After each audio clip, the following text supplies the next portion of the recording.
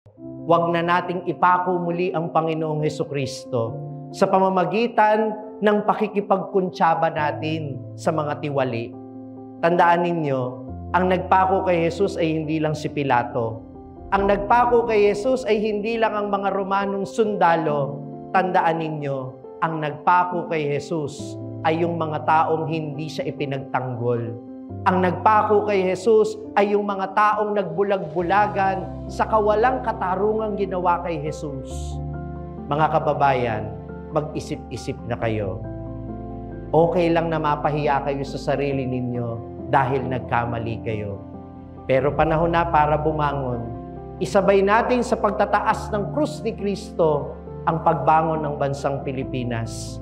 Naniniwala tayo sa pangako ng krus na tayo ay kanyang ililigtas.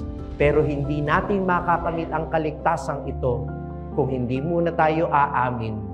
At bilang mga Pilipino, kung hindi tayo magbabagong loob at gagawa ng kabutihan sa ating kapwa, lahat tayo ay magiging kakuntsaba, lahat tayo ay magpapabagsak sa ating bayan.